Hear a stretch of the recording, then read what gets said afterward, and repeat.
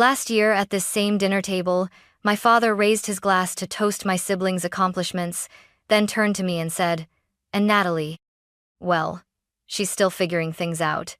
Everyone laughed. I laughed too. That's what you do when you're the family's disappointment. Tonight, I showed up again, on time, in my usual plain dress, driving the same old sedan. Nothing about me looked different, and that's exactly how I wanted it. Because while they were busy planning inheritance distributions and Ivy League engagements, I was building a logistics AI company from a borrowed storage unit, and this week, we hit a 100 million valuation, but I hadn't told them. Not yet. I thought I'd stay quiet. Until my assistant called me at the table and used one word none of them had ever associated with me before. CEO. Growing up in the Brooks household meant living under constant comparison. My older brother, Daniel, was a golden child from the moment he could spell Harvard.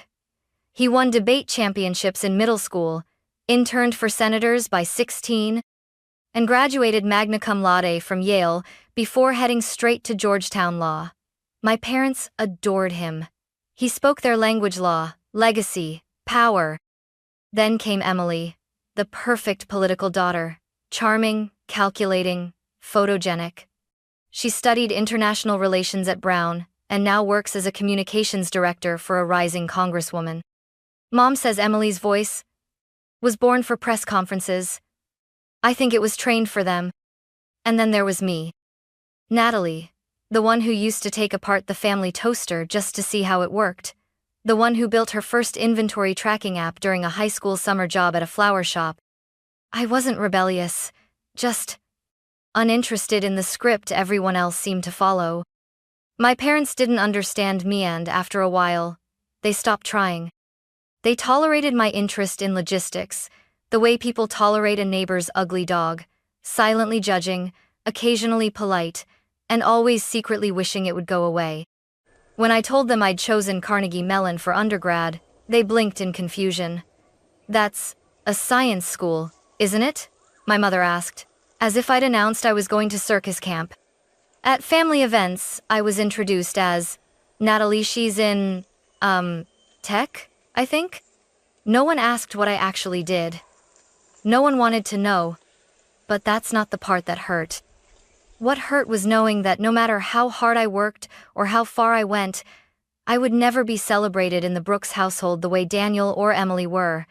Their paths were paved with polished expectations. Mine was a gravel road I had to map myself. Even now, walking into the family's estate in coastal Maine for our annual holiday gathering, I felt it again, that quiet, familiar weight pressing on my chest. The ancestral paintings, the marble floors, the way everyone greeted each other like a campaign event. The Brooks name meant something here. It opened doors. It got you invited to galas, to boardrooms, to legacy law firms. But for me, it had always meant one thing. You don't belong. I didn't come tonight to belong. I came because I wanted to see how they'd react, not to what I said, but to what they never saw coming. And maybe, just maybe, I came for that girl inside me who once believed she'd have to earn their love with a perfect resume. She's gone now. But I thought she deserved to witness what happens when the family underdog builds her own throne. The first time I truly understood how alone I was in this family wasn't at a dinner table. It was at my MIT graduation.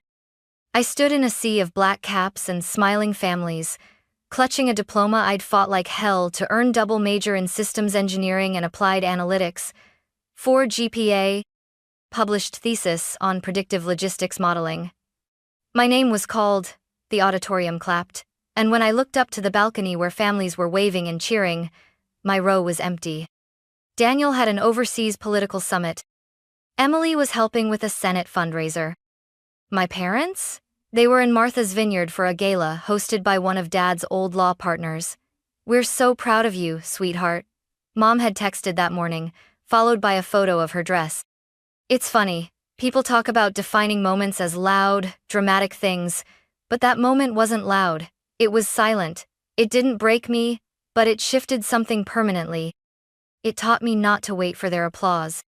After graduation, I landed a job at a mid-sized distribution tech firm in Ohio. It wasn't glamorous, but it taught me more than any textbook. I watched warehouses fall apart because no one understood how to route delivery trucks during snowstorms. I watched hospital equipment arrive 2 days late because a GPS system didn't account for construction delays. I started keeping a notebook, ideas, frustrations, algorithms I wanted to try. No one in my family ever asked what I was working on.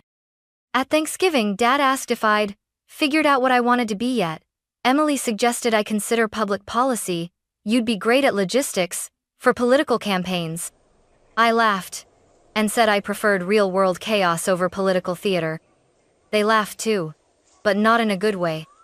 By then, I'd already written the first lines of code for a prototype I was calling SwiftRoute, a machine learning system designed to predict last-mile delivery disruptions based on real-time data inputs like weather, local traffic, and historical route inefficiencies. It wasn't flashy, but it was smart, and it worked. At night, I coded. On weekends, I tested it by volunteering with a local food bank's delivery program, optimizing their drop-off routes so meals reached seniors on time. No one paid me for it, but something inside me clicked. I wasn't chasing prestige. I was solving something real. And for the first time, I didn't feel like the Brooks disappointment. I felt necessary. That was the beginning of the idea, of the separation, of building a life that might never be seen by my family, but would someday be undeniable. Because if I couldn't inherit the Brooks legacy, I would build a new one. One delivery, one line of code, one quiet step at a time. I kept going to the family gatherings. Not because I wanted to, but because some stubborn part of me still believed, maybe just maybe this time would be different. It never was. Every Christmas, we returned to the same colonial estate in coastal Maine. It looked like something out of an Architectural Digest spread. White pillars, lake view, dining room with portraits of ancestors who probably signed things with quill pens. It was a place built for legacy, and I was treated like a glitch in the lineage. At dinner, Daniel would hold court, regaling everyone with political gossip and his latest podcast appearance. Emily updated us on her boss's rising poll numbers, how she'd rewritten a campaign speech 2 minutes before airtime, and saved the candidate's image. My parents beamed like proud patrons of the American elite. Then the spotlight would inevitably turn to me. "So, Natalie," Uncle Richard once asked, swirling his wine, "you still deliver things?" That year, I had just secured our first enterprise contract with a national medical supply chain. But I simply smiled and nodded. "Yep, still delivering." Mom chimed in. "She's very hands-on. You know, boots on the ground. It's noble." Noble. As if I'd joined the Peace Corps instead of co-developing a routing engine that reduced delivery failures by 32%. I didn't correct them. Not anymore. What was the point?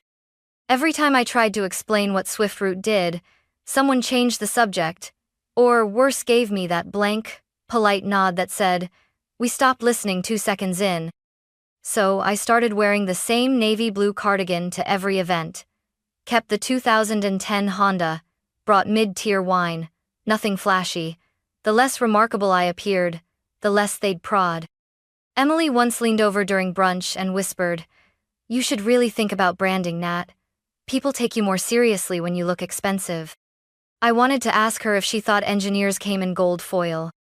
Instead, I nodded and bit into my scone. It was easier to play the part they'd assigned me, the eccentric one, the quiet one, the family errand girl, who liked working with vans and numbers. Let them think I was harmless. Because the truth was, I wasn't harmless. I was building something they didn't understand. And someday, they would. But not because I demanded their attention. No, I would make them listen the only way the Brooks family knew how. By becoming undeniable. And the moment was coming soon. The dinner began like they all did, performative and exhausting. We gathered in the chandelier-lit dining room of the estate, seated by hierarchy, not affection. My father at one end, my mother at the other.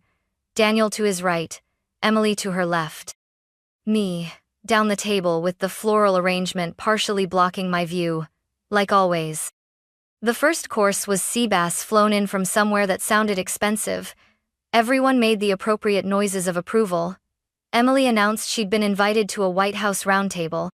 Daniel mentioned polling numbers and some senator's extramarital scandal. Mother dabbed at the corner of her mouth with a cloth napkin and smiled like a first lady at a charity ball.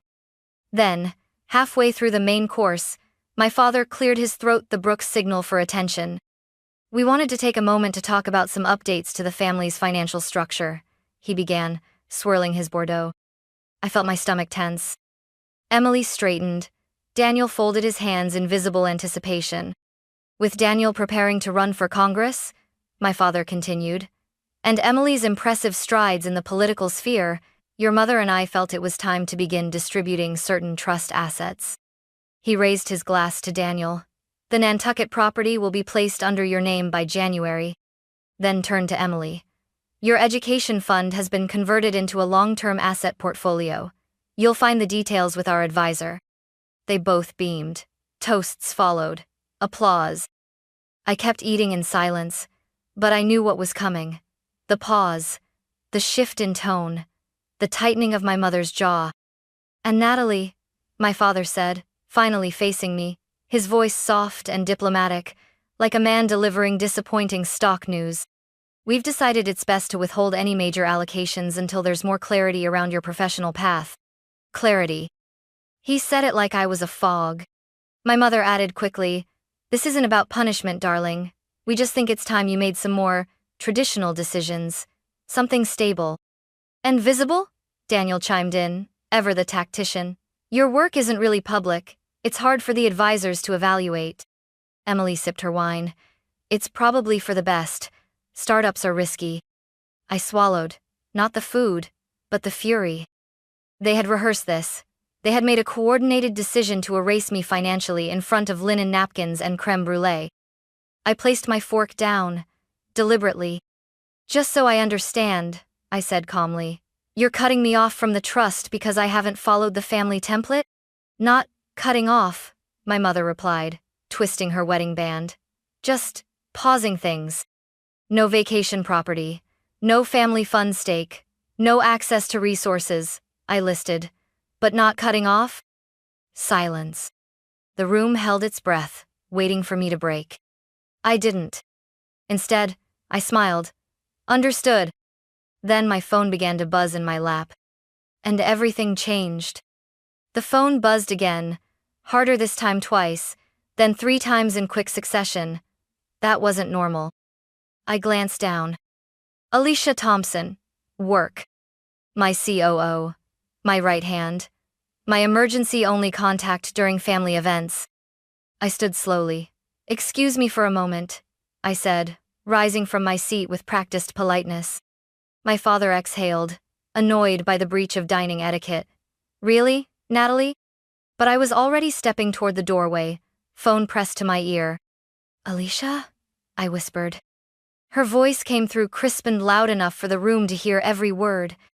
Natalie, SoftBank, just confirmed. 40 million. The wire is in. The valuation's official.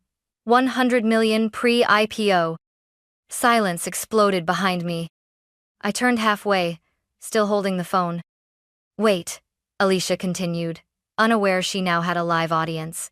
Goldman wants to finalize the Series B press release tonight.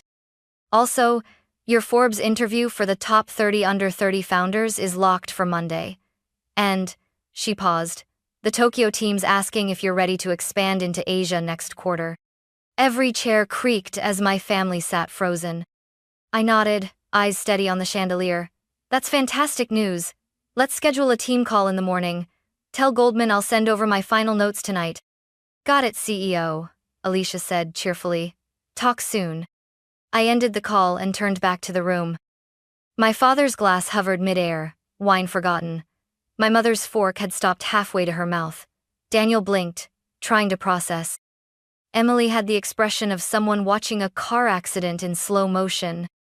I walked calmly back to my seat. The quiet was a living thing. Then Aunt Claire, bless her, the only one in the family with a spine, and a soul broke the silence with a laugh that rang like glass. "Well," she said, raising her champagne flute, "I think that deserves a real toast." I met her eyes. She winked. My mother recovered first. "Natalie," she said, voice breathy, sugar slick, "Darling, why didn't you tell us?" My father leaned forward. "SoftBank? As in, SoftBank? And Goldman's involved?" Emily blinked rapidly. "You're a CEO?" I didn't answer right away. Instead, I took a long sip of wine, let it linger. Then I smiled. "I thought you said startups were risky." No one laughed this time. For a moment, no one said a word. Then, as if on cue, they all tried to talk at once. My father leaned forward, his tone shifting from dismissive to suddenly attentive. "Natalie, we should have had this conversation earlier. If you'd told us your company was doing so well, we could have coordinated a family investment, perhaps even helped you scale faster." "Help me scale."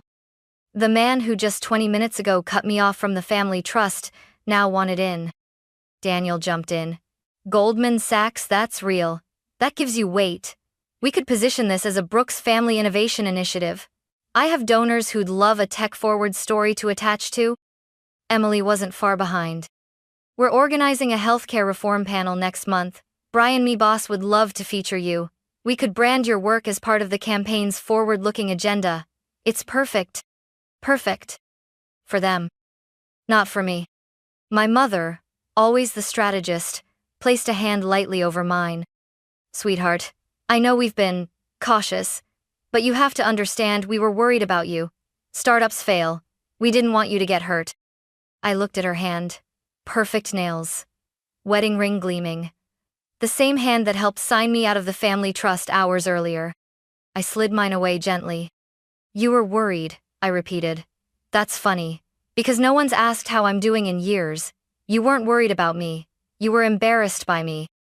Their faces tightened. I didn't raise my voice. I didn't have to. "You've spent a decade minimizing everything I do. You laughed when I said I was building software. You called it a hobby. You told people I was between jobs even when I was leading a logistics transformation pilot across 10 states. Daniel cleared his throat. "Come on, Nat. You know we were just teasing." "No," I said calmly. "You were diminishing me, because it made you feel more comfortable." They shifted in their chairs. "And now that you know there's money involved suddenly, I'm not embarrassing anymore. Now I'm a strategic asset." Emily looked genuinely hurt. "That's not fair. We've always believed in you." "Really?" I raised an eyebrow. "Name my company." Silence. I gave them a moment. No one spoke. "It's SwiftRoute," I said. "We optimize last-mile delivery for medical supply chains using AI predictive modeling. We currently operate in 27 states, with 213 distribution partners and a 96% fulfillment success rate." My father blinked. "That's impressive." "Yes," I said, "it is." He straightened, slipping back into boardroom mode. "Well then, we should revisit your position in the trust. Clearly the situation has evolved." "No," I replied, voice sharp as a scalpel. "Nothing's evolved in the last 20 minutes except your perception of me." "You're overreacting," my mother said softly. "No, I'm responding. There's a difference." Daniel opened his mouth again, but I held up a hand. "Let me be clear. I'm not looking for a family stake, or board seats, or political co-branding. SwiftRoute is fully funded. Our board is full. Our investors believe in our vision because they saw it before it was valuable." Emily's lips tightened. "So what now, we're not part of your success story?" I looked at her, then at the table. At the crystal, the silverware, the people who had never once made room for me until the room was full of money. "You're not part of this story," I said, "because you didn't want to be when it actually mattered." Then I stood. "I have a team call in the morning. Real stakeholders, real believers. So if you'll excuse me." "Wait," my father said, rising halfway from his chair. "We should talk this through." "We did," I said, walking toward the door. "Over Seabase and betrayal." As I reached the hallway, my phone buzzed again. Another message from Alicia. Forbes cover confirmed. Tokyo expansion greenlit. Congrats, CEO. I smiled, tucked the phone into my clutch, and didn't look back. The day after the dinner, I didn't answer anyone's calls. Not Daniel's carefully worded text. Let's chat soon, lots of exciting crossover potential. Not Emily's voicemail. We should reset. You know I've always admired your drive. Not even my father's email titled simply, discussion proposal. But I did respond to one message. Alicia had sent me a rough draft of our press release, SwiftRoute's 100 million valuation, the expansion into Japan, and a short paragraph at the end that I had quietly asked for. We're proud to announce the launch of the Brooks Foundation, a $5 million initiative supporting young women in supply chain tech, especially those from underrepresented communities. That was the only time the Brooks name would appear in the press release, and this time, it was on my terms. I chose the name not to honor my family, but to reclaim it. For years, Brooks had been a name that excluded me from trust funds, family investments, and dinner table conversations. Now it would open doors for girls like me, girls who didn't look the part, didn't talk the part, but saw systems and patterns and believed they could fix things. We held the announcement event at our Boston headquarters. No grand ballroom, no political guests. Just the SwiftRoute team, a few local educators, and a group of high school girls from underserved schools who had been invited to tour our logistics floor. I watched their faces light up as engineers showed them how we modeled delivery failures, how data could move medicine, how algorithms could change outcomes. That night, after the event, I got a text from my mother. We read about your foundation. That's extraordinary, Natalie. Would you consider letting the family host a fundraiser for it at the Vineyard House? I stared at the screen for a long time. It was the first time she had called my work extraordinary. But still host a fundraiser? At the house they excluded me from? I didn't respond. Instead, I took a cab to a small flower shop on the edge of Cambridge. The owner, Mrs. Reed, still remembered May, her former summer intern who once redesigned her inventory system in exchange for day-old muffins. She was the first person to believe I wasn't just good with computers, but someone who could fix real-world problems. I handed her an envelope with instructions and a business card. The next day, a bouquet of white lilies was delivered to the Brooks estate, addressed to my mother. The card read, "Thank you for your offer. The foundation already has a venue or warehouse. The one where I built everything you once called a phase. Warmly, Natalie." A month after the foundation launch, I was invited to speak at a public high school in Baltimorean all-girls STEM academy, tucked between auto shops and boarded-up warehouses. They didn't roll out a red carpet, no camera crews, just a folding chair, a modest auditorium, and 50 girls with notebooks and sharp eyes. I told them about SwiftRoute, about the years I coded in a garage while delivering pizza to pay for server space. I told them about logistics failures that delayed insulin shipments, and how fixing those failures meant saving real lives. Not building apps for social validation, but building systems that move the world. Afterward, during the Q&A, a girl in the second row raised her hand. She couldn't have been older than 15. She had braids, chipped nail polish, and a determined stare that reminded me too much of my younger self. "My parents think logistics is for truck drivers," she said. "They want me to be a doctor, or a lawyer, something serious.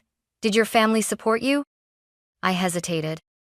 The truth hung like dust in the stage light. "No," I said finally. "They didn't. Not at first, not when it mattered." She looked down, like I'd confirmed her worst fear. But I continued. "What I learned is, sometimes the people closest to us can't see us, not because we're invisible, but because they only recognize reflections of themselves." The auditorium went still. "You don't have to fight them," I added. "You just have to build something they can't deny, something so real, so yours, that their understanding becomes irrelevant." She nodded, slowly, and I knew she got it. Afterward, a teacher gave me a gift, a mug that read, shipping confidence since 2023. I laughed harder than I had in weeks. That night, back in my loft, I stood by the window and looked out over Boston Harbor. My phone buzzed again. A missed call from Daniel. A voicemail from my mother. We were thinking about a holiday gathering. Would love to see you. No pressure, of course. Emily had texted, Brian's campaign would still love your support, even just a quote for our healthcare platform. I didn't reply. Instead, I opened an envelope on my kitchen counter. Inside were hand-drawn thank you cards from the students in Baltimore. One simply said, "Thank you for proving that a girl like me can run the whole system."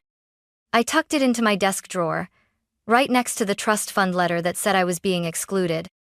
One piece of paper erased me. The other reminded me that I exist in ways that matter far more. A few days later, I hosted a quiet dinner for my team at the warehouse office where it all began. No press, no gala, just the people who believed from the start. As everyone left, Alicia handed me one last delivery. A bouquet of peonies. No card. Just a look between us, and understanding. I placed them by the window, next to a photo of that warehouse in its earliest days.